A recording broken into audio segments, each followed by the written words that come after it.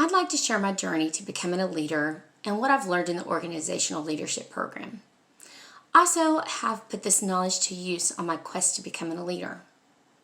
Before enrolling in the leadership program, I'd already acquired a combination of life experiences, skills, characteristics, and professional relationships that helped shape me into the leader I was. It was great to learn about the organizational leadership at Texas A&M University in Commerce, as it allowed me to build upon my knowledge and abilities in a way that is both valuable to me and to everyone else in whom I come in touch with. Working with excellent leaders in my career has been a privilege.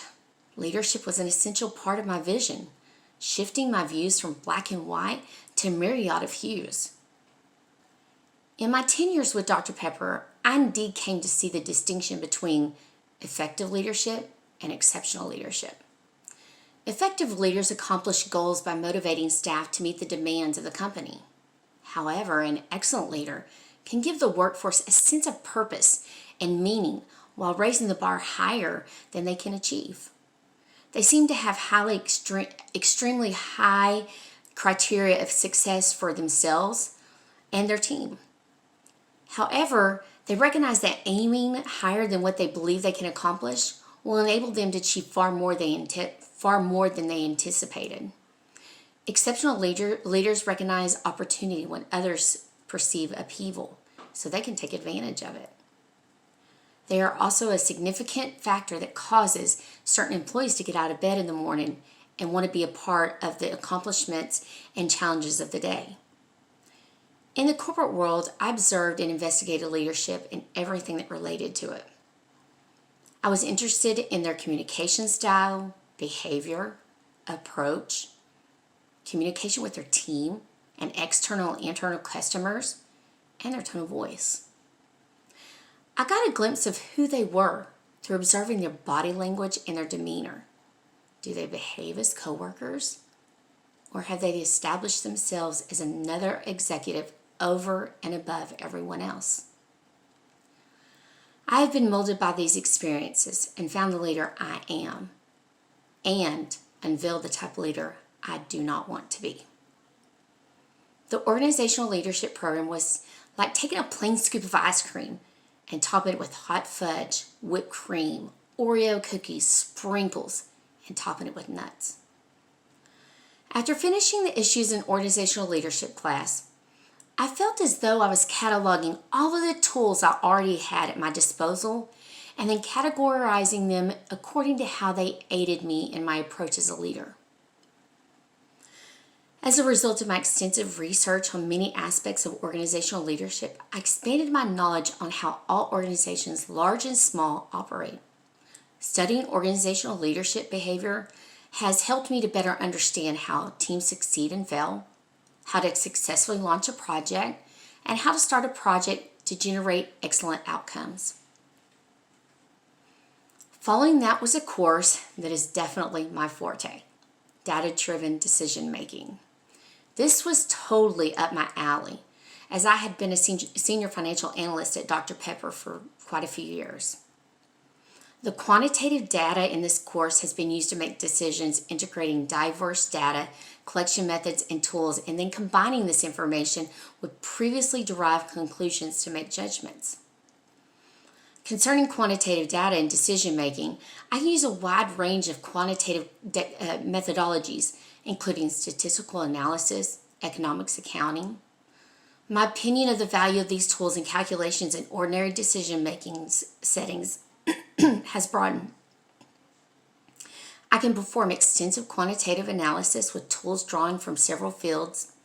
My comprehension of the value of these tools and analysis has broadened, along with my interpretation and translation techniques. The courses that followed were the ethics, leadership, and behavior courses. Ethics in business has always piqued my interest because I'm an avid leader, observer. And at times it appears simple, yet it frequently becomes very muddied. Adding power to the mix just makes things much more chaotic. In addition to identifying the source of your power, understanding the kind of power you have, how you obtained it, how long you've had it, and when and how to use it. It is vital to know about your power as a leader, and failure to take care of these powers may only result in a muddier environment. Ethical principles can be examined while looking at the methods used by the most successful managers to contribute to ethical behavior. As a result, I have acquired a heightened level of experience in critical thinking abilities that are uniquely suited. The leadership theory course was like getting to know my equipment quickly and painlessly. After identifying a company that met all the qualifications, I conducted a SWOT analysis and then built a process improvement plan. I've found that focusing on management concepts and practice in an organizational setting has allowed me to do more. I've developed and improved my abilities and expertise to help analyze organizations, processes, and address interesting issues in leading organizations, running operations, and creating projects. As a result, I now have practical use of management theory in managing situations in the workplace and managing businesses. In addition to have a solid understanding of business management, I'm employing many different management concepts and practices in a business setting, intending to comprehensively examine the intricacies of company processes and anticipate issues in managing companies' operations and projects. In managing work conditions and corporate activities, I can apply management theory to practical problems in planning, organizing, leading, and controlling workplace situations and business activities. The main focus of the Leading Change course was change. It involves external and internal pressures that create the need for change and how to be flexible and adaptable to lead through it. Being able to recognize the present dynamic, social, political, and cultural context, together with a focus on how these conditions may impact companies. For organizational change to occur, there must be conflict. When used correctly, conflict can assist in steering the change in a favorable direction. My understanding of fundamental ideas such as leadership, change, and new ways of doing things had dramatically improved. The final 2 classes in the program were Capstone classes. In Capstone I, I conducted an analysis, synthesized information, and critically evaluated using my skill sets, including academic performance and work experience.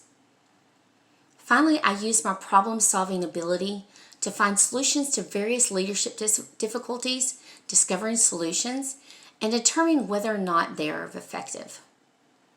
In the Capstone II course, I showed my overall academic performance and involvement in the organizational leadership program, demonstrating my knowledge and skills in deep comprehension.